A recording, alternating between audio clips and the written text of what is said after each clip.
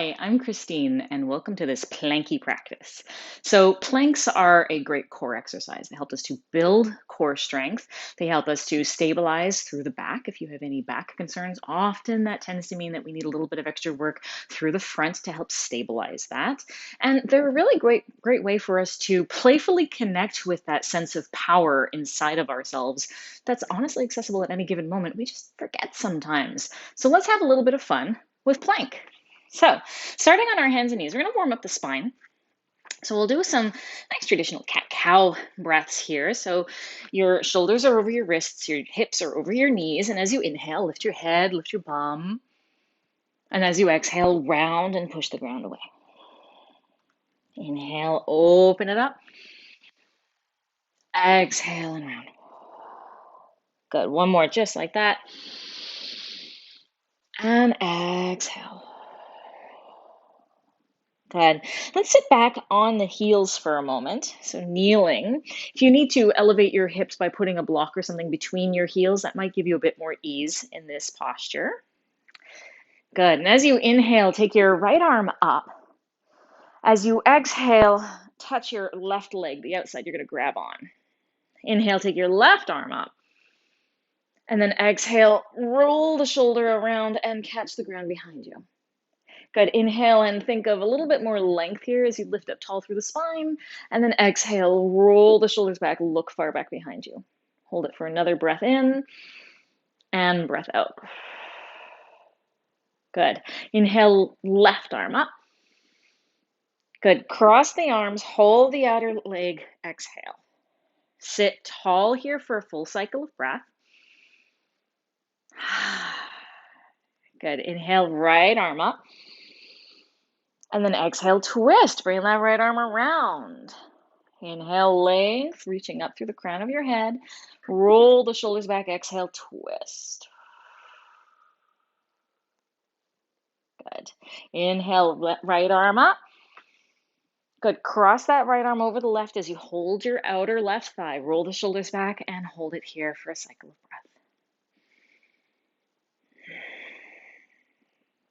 breath. Good.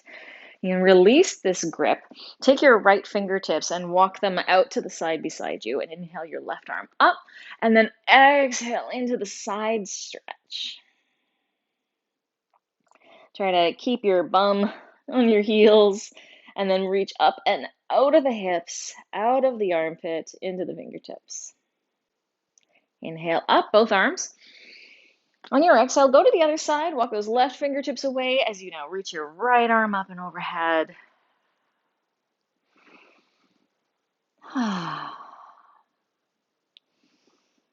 Good. Inhale, both arms up again. And exhale, hands to heart. Good. Let's come to our first plank pose. So hands are shoulder width apart, fingers spread really wide, and we want the knuckles to stay down here. So this is our number one thing I want to talk about when it comes to wrist health and ease and comfort as you do any type of plank or downward dog or anything like that in your yoga practice. So often what happens is you'll hear of wrist pain and pinching and all kinds of very uncomfortable things going on there. So what we're trying to cultivate, and this can take practice and take time, but what we're trying to cultivate is that we actually start to bring more weight into the knuckles, right? So the base of your fingers, so towards the top of your hand versus at the back of your hand, right? Because what happens is we end up pressing down into the heel of the hand, the knuckles even lift up, and now we're actually collapsing the carpal tunnel and pinching nerves, right? And that's what we don't want. So if we can put our weight more into the knuckles, grip with the fingertips so that the muscles in your forearm engage, and this helps to keep that carpal tunnel open, we'll be less likely to have any type of nerve pain and numbness and tingling and all of that stuff that we're trying to avoid. So it's something to cultivate, something to think about in terms of how you intentionally place your hands down for this plank pose. Fingers wide, knuckles down, gripping with fingertips, and then coming forward, getting the shoulders to navigate over those wrists, stepping back one foot, and then the other into a plank pose. Good. So you can always put knees down in plank poses. Today there's going to be lots of movement happening, so you might want to try and build some strength by getting your knees up. tone in the belly. And we're looking for a straight line in the body, right? It is a plank pose, not like a swaying pose and not a rounding pose. So the idea is that from the shoulders to the hips to the heels, we've got one nice straight line. Good. Now from here, let's just take the right toes in. So you're bending your right knee and you're putting your toes down. And then step it back. And then go to the left side. So this is like a mountain climber, but really slow and controlled. Good. Back to the right. Step back. To the left. Step back. Right. Back. Left. Back. Good. Come to a downward dog. Whew. So just starting to warm up and get the idea of that movement while we keep the shoulders steady. Good, so you still get your knuckles down, gripping with your fingertips, broaden out across the top of the shoulders, get the tips of the shoulder blades to navigate towards one another. A little lift in the heels, a little bend in the knees to get a bit more freedom through the hips as they lift up. Then we'll stay on the toes here. Round forward into a plank pose. Then start to drop your hips down, roll your shoulders back, and come into a version of upward dog. If you're not feeling warm enough for it yet, it might be sort of a modified upward dog. Otherwise, you have your shoulders back, your chest moving through. As you exhale, pull the belly in, use some core strength, round back through, roll the shoulders back, and settle into a downward dog with the chest reaching towards the legs. And we'll do 2 more like that. Round forward, into plank pose, getting those shoulders over the wrists. Before you start to drop your hips down, roll your shoulders back, bring your heart through, upward dog. And then exhale, belly coming in, pressing the hips to the sky, pressing into the hands, downward facing dog. Let's do 1 more. Inhale as you come forward. And then lower, exhale the hips, roll the shoulders back. Inhale, big breath into the heart. And then exhale your way back through. Very good. From here, you can look up at your hands and lower one elbow down, trying to keep your forearm parallel with the outer edge of your mat.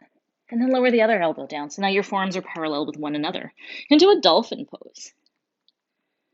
Good. Press into those elbows while still squeezing them towards the center line. Forearms in. Relax the head, look back towards your legs. Good. You can start to walk your feet back a little bit. Lower the hips. I'm actually going to walk my hands forward a little bit so that I can come into a nice forearm plank. Good. You still want to have that line, shoulders to hips to heels. Good. Let's replace the left elbow with the left hand. And then replace the right elbow with the right hand. Plank pose. Good. Put your right elbow back down.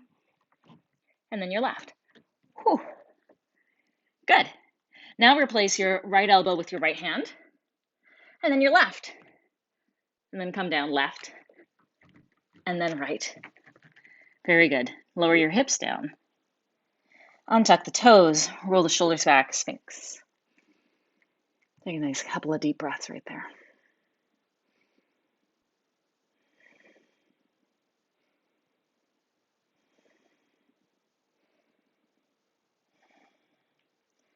Good. Open your elbows out to the sides. Bring your forehead onto your hands. Take a moment to cultivate softness. Always trying to find that softness in the center of the power. So that power is always coming from strength and not force.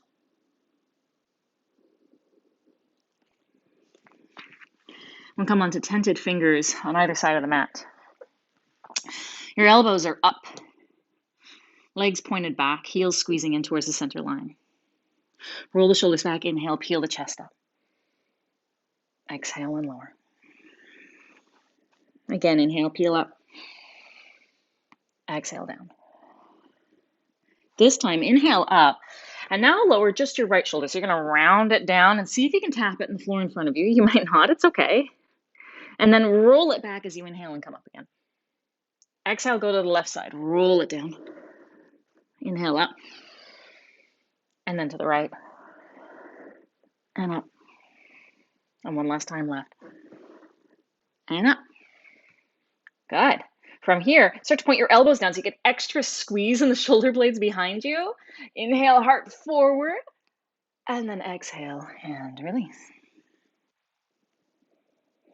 Hands can come in underneath your shoulders now. Tuck your toes. Pressing back up to plank pose, and then to downward facing dog pose. Getting broad across the top of the shoulders, letting the chest reach through the arms towards the legs. Take a nice deep breath in, and long breath out. Good. Inhaling forward to plank pose again. This time, take your right hand to the center of the mat. Or let's take our hands a little closer together so your thumbs are touching. So not quite at the center, they're just close. Good. Roll your heels over to the right. Inhale, left arm up. Vasisthasana. And then as you exhale, come back to plank with your hands close together. Try to keep the hips level. Good. Inhale over to the left side. So the heels go to the left, the right hand comes up. And then exhale, slowly roll back to plank. Inhale, left hand up again. And exhale, plank. And inhale, right hand up again. And exhale, plank. Good. Staying in plank, opening up the hands shoulder width again. Downward facing dog. Press into the hands. Big breath in. Long breath out. Good. Coming back into plank pose, rounding forward. And remembering those slow mountain climbers we did at the beginning, taking a knee in, tapping the toe, stepping it back, opposite knee, tapping it back. We're going to do that one a little bit faster this time. We're going to go for 30. Good. And you're basically going to try and keep your shoulders over your wrists and then pop the knees in and back. Good. Let's go together for 30.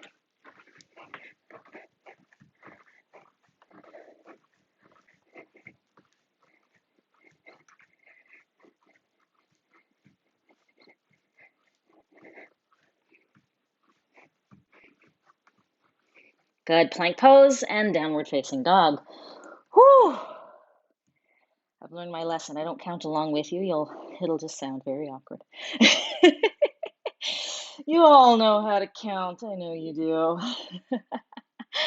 Good. Let's come down into a child's pose. Knees can be open wide, big toes together. Reach the hands far forward as you then bow the forehead to the ground.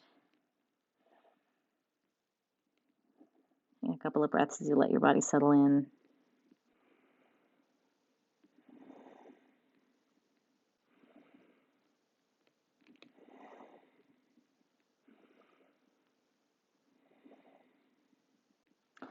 And lift your head, walk your hands over to the left side.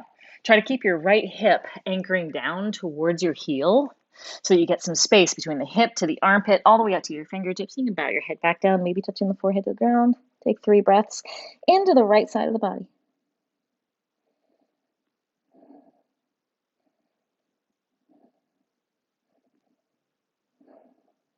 Lifting the head, walking the hands all the way over to the right now.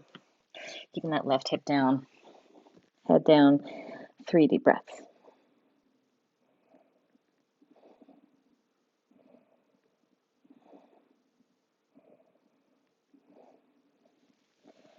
And coming back to center. One more time, right at the center.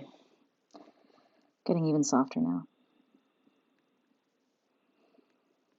Always looking for that soft point in the power.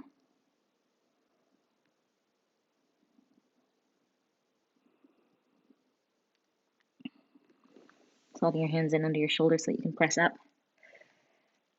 Take your heels up from underneath you. And let's come to lie down on the back and bring the knees into the chest. And rock gently side to side. Massage your back on the ground. Allow your belly to get soft. Open your arms out to the sides. And just lower your knees over to the left side. You can use your left hand to just kind of guide those knees down. Try to keep your right shoulder on the ground as you turn your gaze to the right.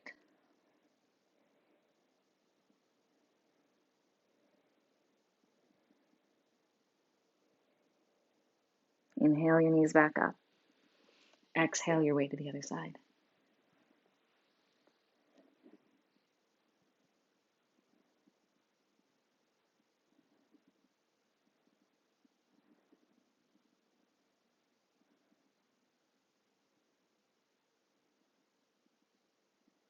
Inhaling back up. Hugging the knees.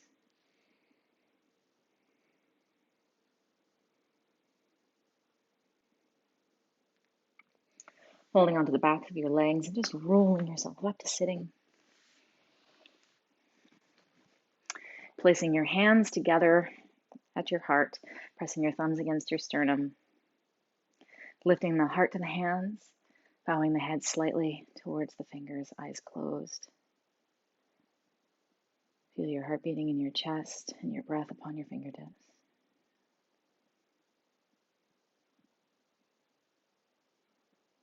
May you connect with the power within and find the soft point at the center. Namaste.